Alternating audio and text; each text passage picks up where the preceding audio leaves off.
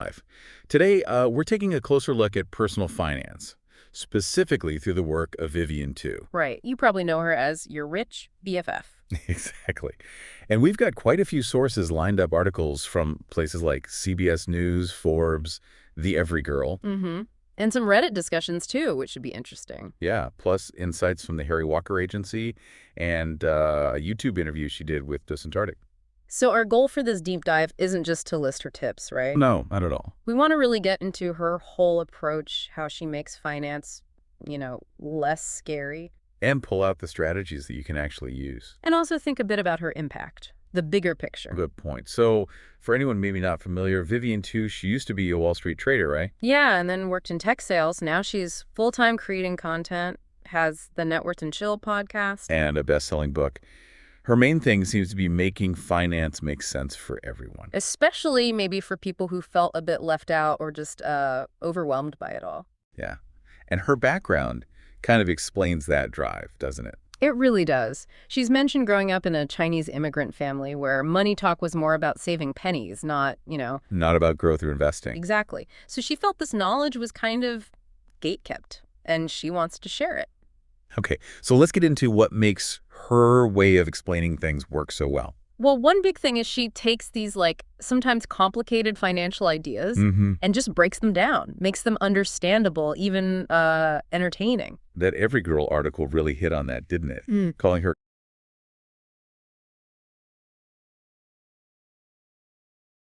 content fun, interesting, and relevant. Yeah, totally. A big contrast to the usual kind of dry financial advice. Redundant or stuffy was the phrase they used, I think. Right. And you see her focus is clearly on people who haven't felt comfortable with finance before. Which connects to that mission statement, making the industry less male, pale, and stale. Definitely. It's about accessibility. And clearly it's working.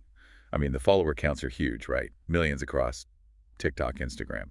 And the podcast, the book, it just keeps expanding her reach. The Every Girl piece said she's really committed to making game-changing personal finance tips accessible to everyone. So it's not just random tips. It feels like there's a bigger purpose. Yeah, it seems like she's aiming for broader financial literacy. Forbes mentioned her empowering younger generations, especially women. Right. Getting them to take control of their financial futures. Okay, so let's break down some of the actual advice. What are the key takeaways? Well, a big one is about earning more. Maximizing your income. Ah, yes. The 10 to 15% raise ask every year. Every single year, which sounds like a lot. It does. But her logic, according to the Every Girl, is basically the more you earn, the more you can save and invest. And that your earning potential isn't limited in the same way cutting expenses is. You can only cut so much, right? Fair point. Yeah. But how do you actually ask for that kind of raise? Well, she stresses preparation. You got to do your homework. Meaning? Document your accomplishments, know what you've achieved, and then research salaries for similar roles. Using sites like Glassdoor, PayScale, Yeah. that sort of thing. Exactly. Show your value based on the market. But Every Girl quoted her saying something like, "You aren't working for your health. It's okay to be upfront about wanting more money." Makes sense. Yeah. Okay, what else? Taxes are a big one for her too, right? Oh, yeah. Leveraging tax benefits. She talks about the Earned Income Tax Credit, the EITC. That's for lower to moderate incomes. Right. And she points people to an IRS quiz, makes it easy to check eligibility. Every Girl mentioned that too. And for higher earners. She explains the backdoor Roth IRA. It's a strategy to get money into a Roth IRA for tax-free retirement savings, even if your income is technically too high. Again, taking something that sounds complicated and making it accessible. Exactly. Demystifying these tools that people might think are only for the super wealthy, it could genuinely lower your tax bill or boost retirement savings. Okay, next up. Medical costs. That's a tough one. Yeah, nobody likes dealing with those bills. But she says you can negotiate. Really? She suggests first researching what's a fair cost for a procedure. There are websites for that, like Fair Health Consumer or Healthcare Blue Book. Okay. Then you actually talk to the provider, ask about waivers, discounts, financial aid. And payment plans too, right?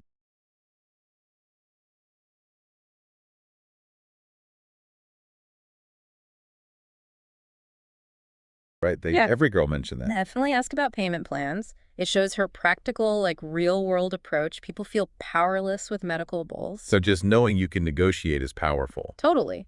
And having the resources to do it smartly. Okay, this next one I thought was really interesting. Preparing for layoffs. Oh, the WARN Act tip. Yes. The Worker Adjustment and Retraining Notification Act. Yeah. She brought this up on TikTok, I think. Yeah, and the Every Girl covered it too.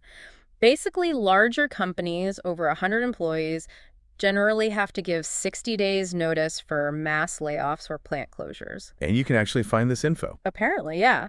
She suggests Googling WARN Act plus your state. You should find official.gov sites listing companies with upcoming layoffs. Wow, that's incredibly useful information. Right. And her advice then is proactive. Beef up your emergency fund, get that resume updated, start networking. It's a great example of providing concrete, actionable knowledge. Yeah. Okay, investing. She talks a lot about starting small, doesn't she? Absolutely. You don't need a ton of money, as CBS News quoted her. So small is small. Like literally $1 sometimes. Many online brokers let you sign up with hardly anything and buy fractional shares. Fractional shares. So like a piece of a share. Exactly. And often she recommends ETFs, exchange-traded funds. That's the huge bag of Halloween candy analogy she uses. Right. Instead of picking just one candy bar, you get a mix.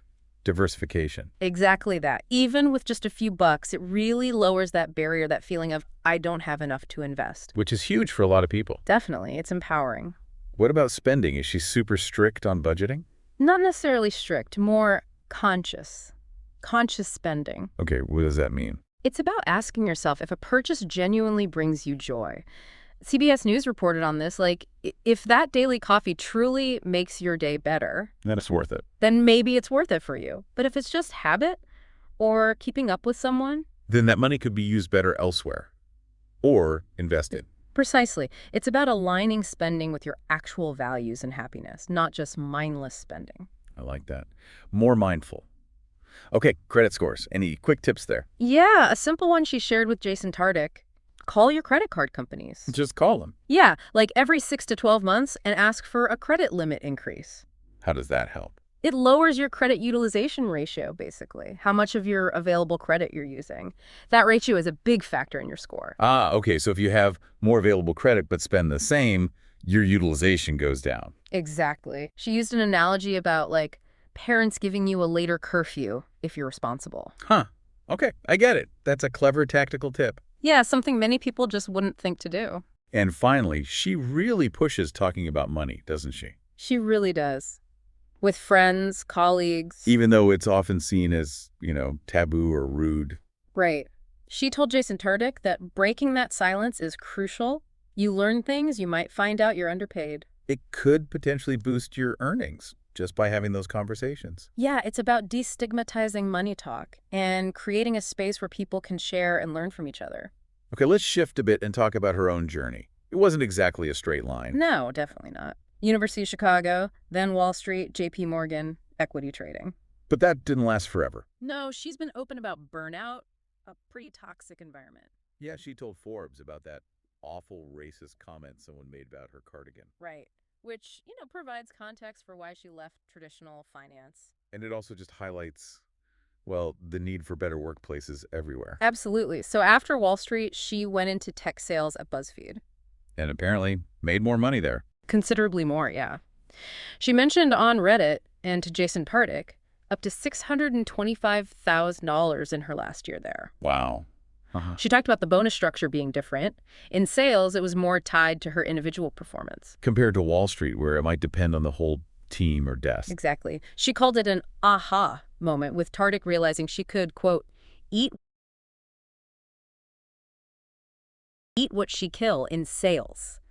Direct impact. That's a big shift in perspective. Yeah. And then the move to full-time content creator, that wasn't overnight either. No way. She talked about forecasting her income, putting in serious hours. Like working 7 days a week while still at BuzzFeed. Yeah, building her platform on the side. Then when she went full-time, she called the dedicated time rocket fuel. It really shows the grind behind becoming a successful creator. It's not just luck. Not at all. Hard work, planning. And she seems pretty realistic about the influencer world, too. Yeah, she mentioned to Tardik how it can be fleeting.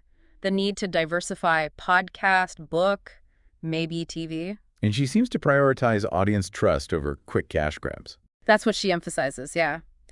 Building that relationship, that trust, is more valuable long-term than just pushing products constantly. It suggests a more sustainable approach, maybe. Possibly, yeah. Building genuine connection. So how does she actually make finance interesting on, like, TikTok? Humor. Relatable stuff.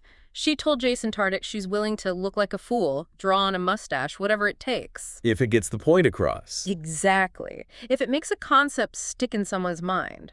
That authenticity and humor likely play a big part in reaching people who'd normally tune out finance talk. Okay, but it's not all praise, right? Yeah, We should probably touch on some of the criticisms or discussions, like from Reddit. definitely. It's important to get a balanced view. Some people on Reddit found her advice, well, basic. Like Finance 101 stuff. Yeah, kind of obvious if you already have some financial knowledge. Which is fair, I guess. What seems basic to one person can be totally new to someone else. Exactly. It depends where you're starting from. There was also chat about her own wealth, right? Like her apartment, engagement ring. Mm-hmm. Questions about whether her lifestyle matches some of the advice, and some speculation about where her money came from. Which often happens with finance influencers, doesn't it? People scrutinize their personal situation. It does. And while it's understandable, someone being wealthy now doesn't automatically invalidate advice like save money or invest early, especially for those just starting out. And other Reddit users made that point too, defending her. Yeah, lots of counter-arguments saying she provides really valuable basic financial literacy, which many people lack. And they corrected some misinfo about her past salaries too, it seems. Right, clarifying her BuzzFeed income versus Wall Street shows the importance of checking facts in online discussions. We also saw that comment from a supposed former colleague alleging bullying. Yeah, that came up. It's tough with anonymous online claims, hard to verify or know the full context, but worth noting it was mentioned. And just the general point some raised about influencers profiting from advice. That's always a valid consideration, isn't it? The potential conflict of interest. It's why you should always be a bit skeptical and do your own research. Sure, but others defended her transparency on that front. Yeah, pointing out she seems upfront about sponsored content and focuses more on education, financial literacy, rather than pushing specific stocks or schemes. So more foundational knowledge than risky bets. Kind of, yeah. Which might be seen as more responsible for a wide audience. And ultimately the point was made that her current wealth doesn't really change the usefulness of fundamental advice for others. Exactly. Budgeting, saving, understanding credit, those basics apply regardless. So let's circle back to her bigger mission. That male, pale and stale, quote, really stands out. It does. Both the Harry Walker Agency and the Every Girl highlighted that. It speaks to a real need for more diversity and inclusion in finance. Making it accessible for non-experts, for marginalized groups. That seems core to her work. Definitely. And CBS News mentioned her belief that financially successful people have a sort of obligation to help others in their communities. Especially empowering Gen Z, particularly women, like Forbes noted. Yeah, giving them the tools and confidence to manage their financial futures. It adds another layer to what she does beyond just tips. It's got a social impact angle. Okay, so let's bring it home for the listener. What specific advice did she share that you might consider? Well, in that Jason Tartick interview, she mentioned 3 things she'd tell her future kids. Oh yeah, what were they? 1, become an authorized user on a credit card early on to build credit history. Smart. 2, use 529 accounts for education savings. And 3, open custodial Roth IRAs once they start earning any income. Those are solid long-term plays for setting kids up well. Definitely practical strategies parents could look into. And for people wanting to maybe accelerate their wealth building now. She boiled it down to 3 main actions with Tartick. Consistently ask for that 10-15% raise. Okay, back to the raise. Yep. Then proactively ask for credit limit increases. The utilization trick. Right. And finally, talk openly about money. Have those conversations. Again, actionable things people can actually try. What about debt? Her advice there, discussed in the YouTube interview, is the avalanche method. Focus on paying down the highest interest debt first. Mathematically sound, saves you money on interest over time. Usually, yeah. It's a common and effective strategy. She also seemed concerned about lifestyle inflation, didn't she? Yeah, she mentioned that to Tartick, how social media can fuel it, making us want things we don't need or can't afford. Keeping up with the Joneses, digitally. Exactly. So she stresses having realistic financial expectations for yourself, staying grounded. Which is probably more important than ever now. Seems like it. And finally, she had this encouraging message, also from the Tartick chat, about just going for your goals. Overcoming fear of judgment. Yeah, drawing on her own experiences with online criticism, pushing past that fear.